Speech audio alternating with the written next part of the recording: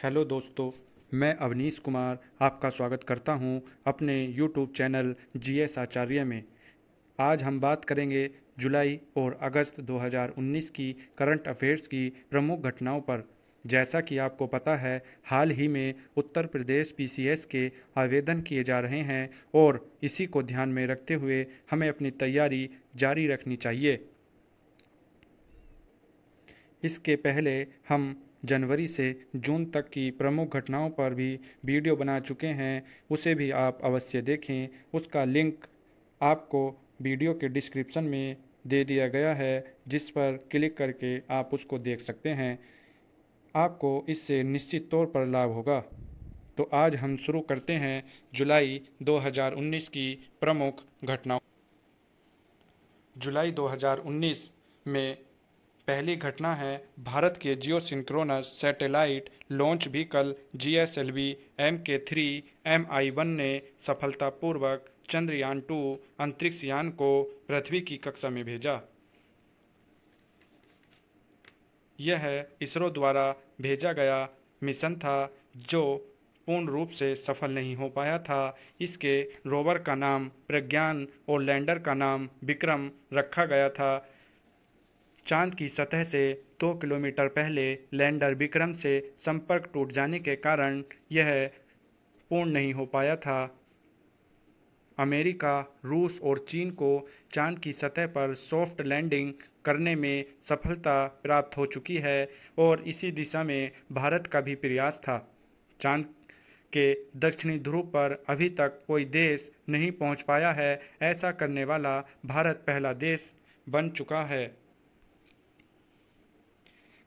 इसी के साथ दूसरी घटना है हमारी जल संरक्षण और जल सुरक्षा के लिए जल शक्ति अभियान शुरू किया गया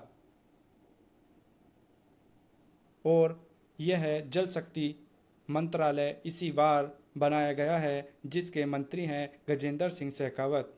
जल शक्ति अभियान 256 जिलों में चलेगा। यह अभियान 2 चरणों में चलाया जाएगा, 1 जुलाई 2019 से 15 सितंबर 2019 और 1 अक्टूबर 2019 से 30 नवंबर 2019 तक। इसका फोकस पानी के दबाव वाले जिलों पर रहेगा। इसी के साथ हम अपनी अगली घटना देखते हैं और हमारी अगली घटना है भारत 2019 में ग्लोबल इनोवेशन इंडेक्स में 5 स्थानों की छलांग लगाकर 52वें स्थान पर पहुंच गया। ग्लोबल इनोवेशन इंडेक्स यह कार्नेल विश्वविद्यालय, इनसीड और विश्व बौद्धिक संपदा वर्ल्ड इंटेलेक्चुअल प्रॉपर्टी द्वारा प्रकाशित किया जाता है। 2018 में 57वें स्थान के साथ था। 2019 में 52वां स्थान हासिल किया।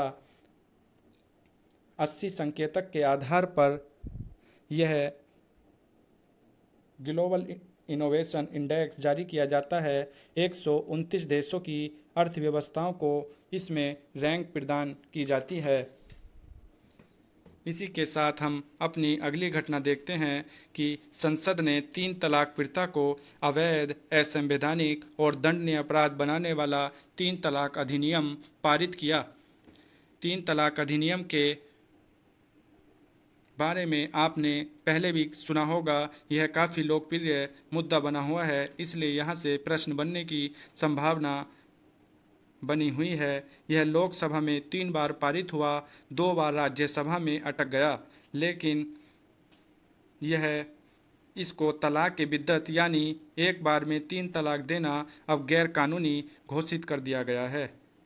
पुलिस बिना वारंट के गिरफ्तार कर सकती है जब पीड़ित महिला खुद शिकायत करे। इसको संज्ञेय अपराध की श्रेणी में डाल दिया गया है। आरोपी को 3 साल की सजा दी जा सकती है। कोई पड़ोसी या अनजान व्यक्ति केस दर्ज नहीं करा सकता, केवल खून के रिश्ते वाले केस दर्ज करा सकते हैं।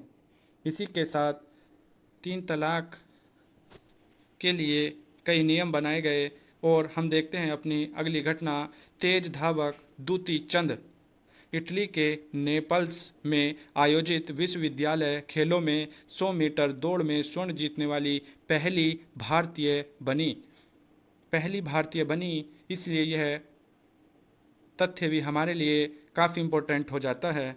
आइए देखते हैं दूती चंद के बारे में। दूती चंद का जन्म उड़ीसा के गोपालपुर में 1996 में हुआ था। यह 100 मीटर इवेंट की महिला खिलाड़ी हैं। इन्होंने अपना रिकॉर्ड 11.32 सेकंड में बना रखा है।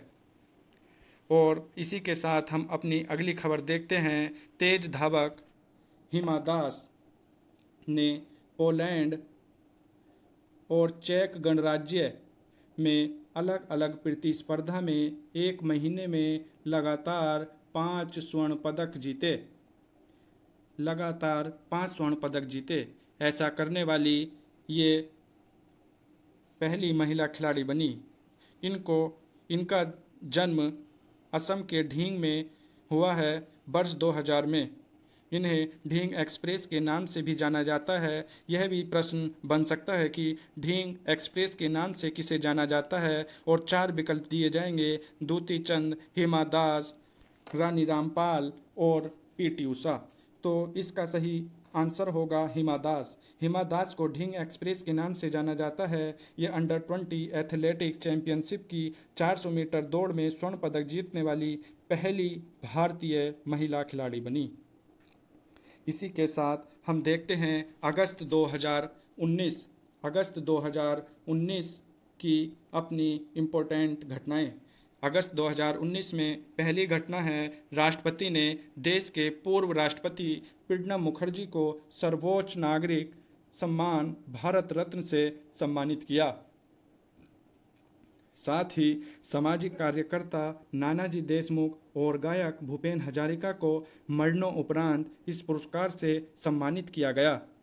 भारत के नागरिक सम्मान भारत रत्न बहुत ही इम्पोर्टेंट है। यह यहाँ से प्रश्न बनने की संभावना काफ़ी बनी हुई है, क्योंकि किसी भी परीक्षा में यह प्रश्न अभी नहीं आया है। तो इसके बारे में हम जान लेते हैं। प्रणब मुखर्जी पूर्व राष्ट्रपति, नानाजी देशमुख सामाजिक कार्यकर्ता और भूपेन हजारिका ये असम के गायक थे। ये नानाजी देशमुख और भूपेन हजारिका को मरणोपरांत यह सम्मान मिला है।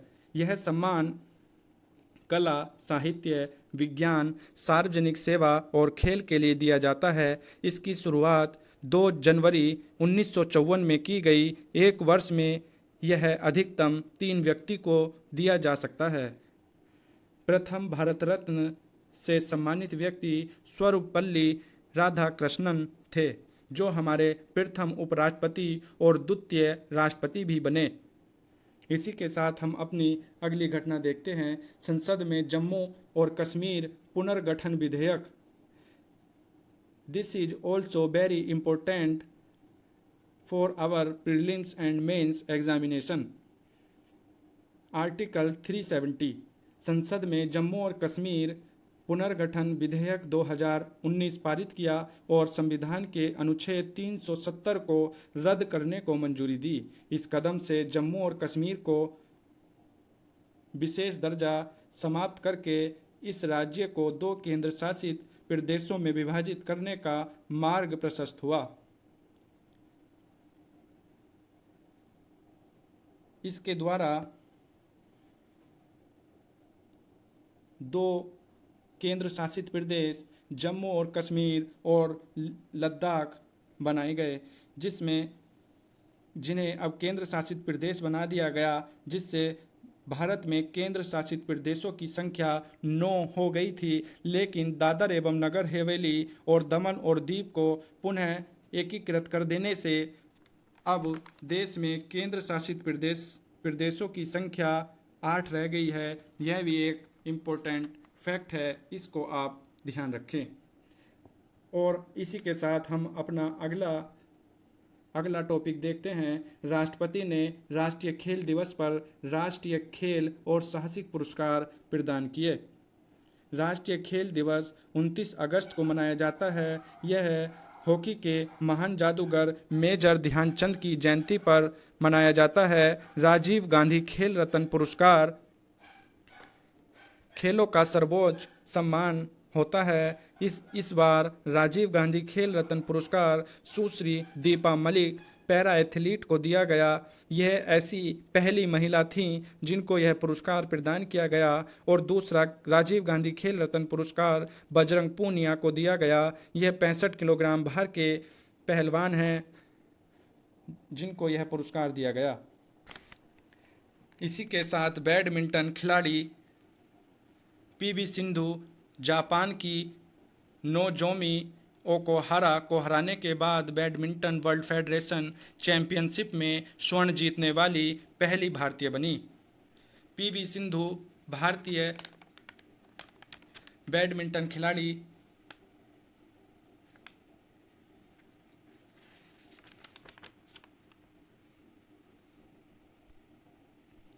पीवी सिंधु भारतीय बैडमिंटन खिलाड़ी हैं। ये ऐसा करने वाली पहली भारतीय महिला बन गई हैं पीवी सिंधु। पीवी सिंधु के कोच का नाम है गोपी चंद पुलेला। यह दक्षिण भारत की रहने वाली हैं। और इसी के साथ हम देखते हैं अपना अगला टॉपिक। पैरा बैडमिंटन खिलाड़ी मानसी जोशी ने स्विट्जरलैंड के बासेल में BWF पैरा बैडमिंटन चैंपियनशिप में स्वर्ण हासिल करके इतिहास रच दिया। कुश्ती में दीपक पुनिया ने 86 किलोग्राम वर्ग में ताली एस्टोनिया में जूनियर विश्व चैंपियनशिप में स्वर्ण पदक जीता। 18 साल में वह खिताब जीतने वाले पहले भारतीय बने। वरिष्ठ भाजपा नेता और पूर्व विदेश मंत्री सुषमा स्वराज का दिल्ली में निधन हो गया। इसी के साथ अगली घटना देखते हैं। देश में कहीं भी जेनरिक दवाओं की खोज और उनके बिक्री केंद्रों का पता लगाने के लिए Jan Aushadhi Shubham mobile application launch किया गया।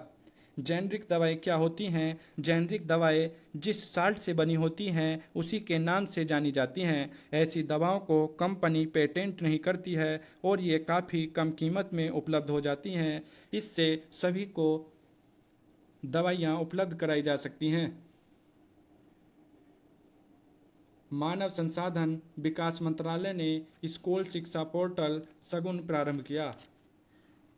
मानव संसाधन विकास मंत्रालय द्वारा केंद्र सरकार ने देश के स्कूलों की निगरानी के काम को आगे बढ़ाने की मंशा से इसे शुरू किया है। इसके तहत 15 लाख स्कूलों, 90 लाख शिक्षकों और 25 करोड़ छात्रों को जोड़ा गया है। इसके जरिए अभिभावक, शिक्षक, विद्यार्थी और आम लोग शिक्षा में खामियों की अपनी शिकायत दर्ज करा सकेंगे।